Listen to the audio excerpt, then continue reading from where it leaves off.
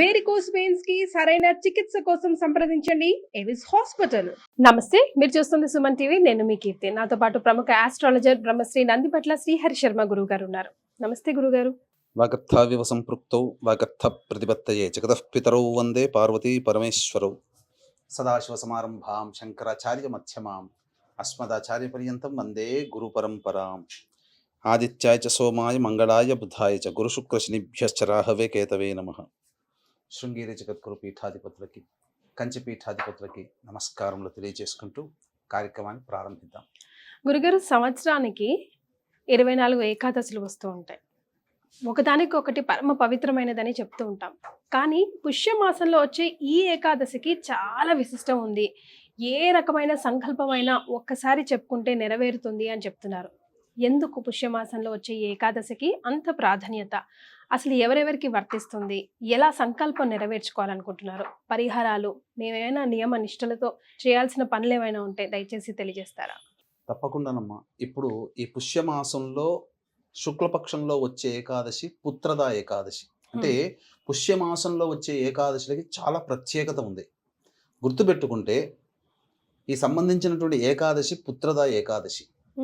తర్వాత ఈ కృష్ణపక్షంలో వచ్చే ఏకాదశి షట్తిల ఏకాదశి. శక్తిల ఇవి రెండు కూడా మానవుణ్ణి ఉద్ధరించడం కోసమే. కేవలం మానవుని పుణ్యం సంపాదించుకోవడానికి కాదు. మానవుడు ఉద్ధరింపబడేది ఎప్పుడు? తన వంశము, తన తరము ఇంకొక ముందుకు వెళ్ళినప్పుడు. అంటే శుక్లపక్షంలో వచ్చే ఏకాదశి వ్రతం ఆచరించడం ద్వారా సంతానం కలుగుతుంది. సంతానం కలిగితే ఉద్ధరింపబడతాడు కదా. తర్వాత పితృదేవతల్ని కూడా ఉద్ధరించేది ఈ యొక్క ఏకాదశి. మనకున్నటువంటి అనేక ఏకాదశులలో పితృదేవతల యొక్క అనుగ్రహాన్ని ప్రసాదించే ఏకాదశి ఇది ఒక్కటి మాత్రమే. అంటే మనకేమో ఇది పుష్యమాసం, కానీ నార్త్ సైడ్ వాళ్ళకందరికీ ఆల్రెడీ మాఘమాసం ప్రారంభమైంది, పౌర్ణమితోనే ప్రారంభమైంది. అక్కడ వాళ్ళకి మాఘమాసం కింద లెక్క. మనకేమో దక్షిణ దేశం ప్రాంతానికి ఇది పుష్యమాసం, ఎందుకంటే అమావాస్యతో మనకు ఎండ్ అవుతుంది. కానీ నార్త్ సైడ్ ఆ కాశీ కానీ ఢిల్లీ కానీ బెంగాల్ కానీ ఇటువంటి వాళ్ళకి ఏంటంటే పౌర్ణమితో ఎండ్ అవుతుంది మాసం, మనకు అమావాస్యతో ఎండ్ అవుతుంది. కాబట్టి ఇది మనకు పుష్యమాసం అవుతుంది, అక్కడ వాళ్ళకి మాఘమాసం అవుతుంది. కాబట్టి ఇందులో విశేషత ఏంటంటే చాలా మంది పెళ్లిళ్ళు కాక ఇబ్బంది పడేటువంటి వాళ్ళు కానీ, అలాగే ఎన్నో కష్టాలు అనుభవిస్తుంటారు. ఆ కష్టాలకి ఒక ఎండ్ అంటూ ఉండదు. అటువంటి వాళ్ళకి కానీ ముఖ్యంగా పితృదేవతలని తరింప చేయడం. ఎందుకంటే మోక్షాన్ని ప్రసాదించాలి అంటే నారాయణుడు మాత్రమే అర్హుడు. ఈశ్వరుడు ప్రసాదిస్తాడు మోక్షము, కానీ మోక్షకారకుడు నారాయణుడు. కాబట్టి ఈ రోజున పితృదేవతల యొక్క అనుగ్రహం కోసం, పితృదేవతలకి స్వర్గాధిపత్యం రావడం కోసం ఇక్కడ ఉన్నటువంటి ఆ సంతానము కొన్ని నియమాలని పాటించాలి. గురుగారు, ముఖ్యంగా సంతానం కోసం ఎంతైతే పాటు పడుతున్నామో సత్సంతానం కోసం కూడా అంతే ఇబ్బందులు పడుతూ ఉన్నారు గురుగారు. సో వాళ్ళకు కూడా ఉపయోగపడుతుంది? తప్పకుండా ఇది ఉపయోగపడుతుంది. పితృదేవతల ఆశీర్వచనంతో సత్సంతానం లభిస్తుంది. అంటే షట్తిల ఏకాదశి అంటే ఆ నువ్వులని 6 రకాలుగా ఈ రోజున ఉపయోగించుకోవాలి.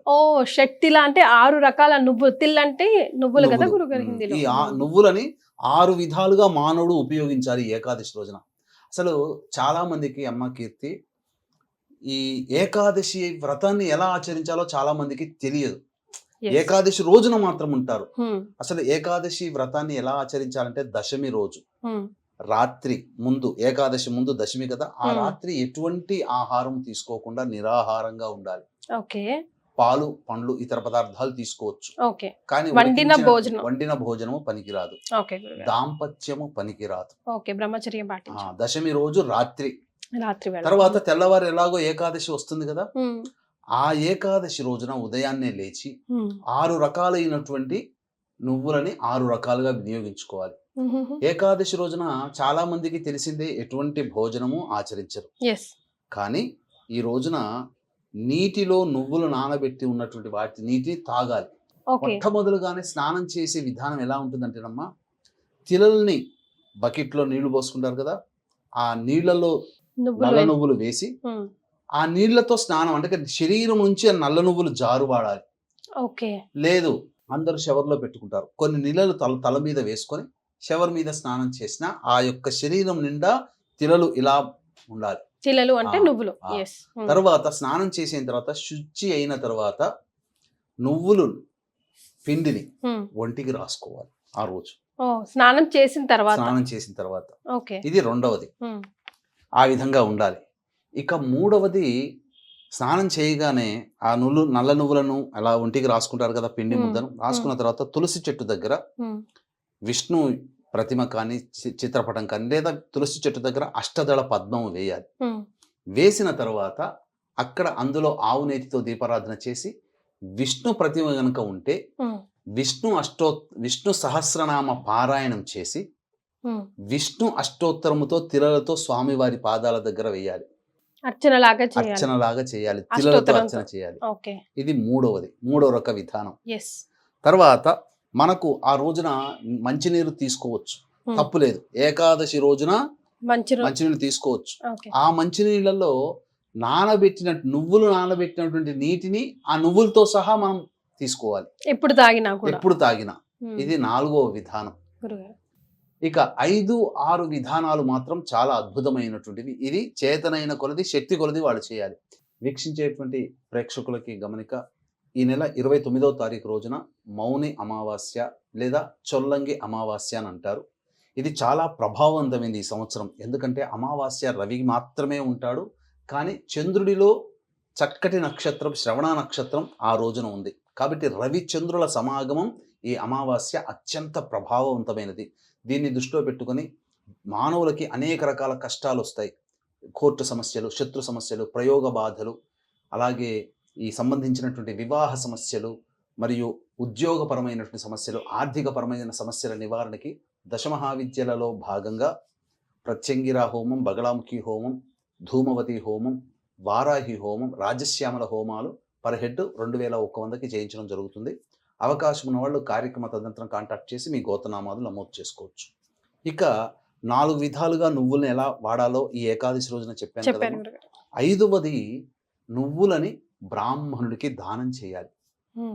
ఇంత అంతా ఏమైనా ఉందా గురుగారు? కేజీలు, అర కేజీ, ఎంతైనా చేయొచ్చు అమ్మా, శక్తి కొలది. ఓన్లీ నువ్వులు మాత్రమే దానం చేయాలి.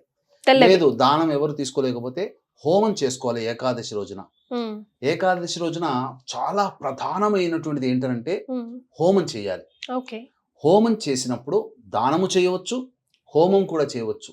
ఆ హోమంలో ఆ రోజున సకల పాప క్షయార్థము ఈ సంబంధించినటువంటి నువ్వులతో, నల్ల నువ్వులతో విష్ణుమూర్తికి సంబంధించినటువంటి నారాయణ హోమం, తెల్ల నువ్వులతో ఈశ్వర హోమం, రుద్ర హోమం జరిపించుకోవాలి. మానవుడికి సకల పాపాలు, గత జన్మ కర్మదోషాలన్నీ తొలగిపోతాయి. ఇక మధ్యాహ్నం రోజున ఆ తర్పణాలు, నల్ల నువ్వులతో తర్పణాలు వదలాలి పితృదేవతలకి. ఆ రోజున ఏకాదశి రోజున వదలాలి. ఇక తర్వాత ఆ రోజంతా ఉపవాసం ఉంటారు కదా, నీళ్ళు ఎప్పుడు తాగినా నువ్వులు కలిపిన నీళ్ళని తాగాలి. తర్వాత ఆ యొక్క విష్ణు భగవాన్ని ఆరాధన చేస్తారు కదా, ఆయనకి నైవేద్యం పెట్టే సందర్భంలో అన్నము, కొన్ని నల్ల నువ్వులు కలిపి పెట్టినటువంటి పదార్థాన్ని నైవేద్యంగా పెట్టవచ్చు. తర్వాత ఆ రోజంతా ఉండి ద్వాదశి తిథి రోజున, ఆదివారం అయింది, ఆ రోజున మూలా నక్షత్రం ఉంది, ద్వాదశి తిథి ఉంది, రాత్రి వరకు ఉంది. కాబట్టి ద్వాదశి తిథి రోజున పొద్దునే లేచి కాలకృత్యాదులు తీర్చుకొని మళ్ళీ తులసి చెట్టు దగ్గర ఆవునేతితో దీపారాధన చేసి విష్ణు సహస్రనామ పారాయణం చేసి తదనంతరం చక్కగా ఆ యొక్క అన్నము, నువ్వులు కలిపినటువంటి తెల్ల నువ్వులైనా నల్ల నువ్వులైన పదార్థంని నైవేద్యంగా పెట్టి ఎవరికైనా ఒక వ్యక్తికి అన్నము సంతర్పణ, అన్నదాన సంతర్పణ ఆ విధంగా చేసి తర్వాత కుటుంబ సభ్యులు అందరూ కలిసి ఈ యొక్క తిలలతో కూడుకున్నటువంటి పదార్థాన్ని భోజనంగా స్వీకరించాలి. కొన్ని గ్రంథాల ప్రకారం ఏంటంటే ఏకాదశి రోజున అన్నము భుజించకూడదు అని అన్నారు కదా, కానీ కొన్ని గ్రంథాల ప్రకారము ఆ ఏకాదశి రోజున నైవేద్యం పెట్టినటువంటి తిలలతో కలిపినటువంటి అన్నాన్ని భుజించవచ్చు ప్రసాదంగా అని చెప్పి శాస్త్రంలో ఉంది. ఆ విధంగానైనా చేయవచ్చు. లేదు ఆ రోజు ఏమీ కఠినంగా ఉపవాసం ఉంటామండి అన్నవాళ్ళు ద్వాదశి రోజున ఈ యొక్క వ్రత ఉద్యాపన చేసి అప్పుడు ఆ విధంగా గనక మానవుడు ఉన్నట్లయితే అద్భుతమైనటువంటి శక్తిల ఏకాదశి. ప్రపంచంలో అందరూ కూడా అన్ని కష్టాలు తొలగిపోయే ఏకాదశి ఇది ఒక్కటేనమ్మా. పితృదేవతలు తరించే ఏకాదశి. కాబట్టి వీక్షించేటువంటి ప్రేక్షకుల్లో మహిళలు ఎంతో మంది ఉన్నారు. మీ భర్తల చేత, భర్తలు కోల్పోయిన వాళ్ళు మీ పిల్లల చేత, ఖచ్చితంగా ఈ షట్తిల ఏకాదశి రోజున పితృదేవతల యొక్క అనుగ్రహం కోసం తర్పణాది కార్యక్రమాలు మీ పిల్లల చేత, లేదా భర్త లేకపోతే మీ పిల్లల చేత, భర్త ఉంటే మామగారు ఉంటే మామగారి చేత, మామగారు లేకపోతే భర్త భర్త. చేత ఖచ్చితంగా ఈ రోజున ఆ నియమాల్ని పాటిస్తూ తర్పణాది కార్యక్రమాలు వదిలించండి. తప్పకుండా మీరు ఎన్ని కష్టాలున్నా ఆ కష్టాలు ఈ యొక్క శక్తుల ఏకాదశి తర్వాత తొలగిపోయి మీరు ఆనందంగా మీ యొక్క సంకల్పం నెరవేరుతుంది. ఇది పితృదేవతలకి సంబంధించినటువంటి శక్తుల ఏకాదశి. ఈ రోజున ఈ విధంగా ఆచరించడం ద్వారా మీ కుటుంబంలో పెళ్ళిళ్ళు కావలసినటువంటి అబ్బాయిలు అమ్మాయిలు ఎవరైతే ఉన్నారో వాళ్ళకి ఖచ్చితంగా వివాహం అవుతుంది.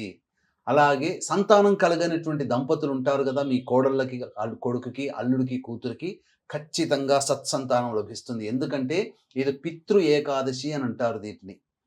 కాబట్టి పితృదేవతల అనుగ్రహమే వంశము అభివృద్ధి అవుతుంది. వంశం అభివృద్ధి అంటే డబ్బులు, లక్షలు, మేనేజర్లు, టీం లీడర్లు పిల్లలు అవ్వడం కాదు. ఆ వంశాభివృద్ధి అంటే మీ కడుపున పుట్టిన సంతానానికి మళ్ళీ వాళ్ళకు ఒక సంతానం పుట్టడం అనేటువంటిది వంశాభివృద్ధి. కాబట్టి వంశాభివృద్ధి ఈ యొక్క ఏకాదశి తిథిని ఆచరించడం ద్వారా విష్ణు యొక్క అనుగ్రహము, పితృదేవతల అనుగ్రహంతో మీ పిల్లలకి చక్కటి సత్సంతానం కలుగుతుంది, వంశాభివృద్ధి అవుతుందని. అట్లాగే వంశం అభివృద్ధి కావాలంటే పిల్లలకి పెళ్ళిళ్ళు కావాలి. కాబట్టి ఖచ్చితంగా పెళ్ళిళ్ళు అయి తీరుతుంది అని చెప్పడంలో ఏమాత్రము సందేహం లేదు. రైట్. గురుగారు చెప్పింది విన్నారు కదా. ఎన్నో పండగలు పర్వదినాలు వస్తూ ఉంటాయి, వెళ్తూ ఉంటాయి. కానీ గురుగారు చెప్పినట్టుగా మానవుల్ని ఉద్ధరించడానికి వచ్చే ఇలాంటి శక్తిల ఏకాదశి లాంటి రోజులు అతి కొద్దిగా వస్తాయి. కాబట్టి వీటిని సంపూర్ణంగా మనం అందరం సద్వినియోగం చేసుకోవాలి. చాలా సంతోషం గురుగారు, ధన్యవాదాలు. సర్వం శ్రీ ఉమామహేశ్వర పరబ్రహ్మార్పణమస్తు.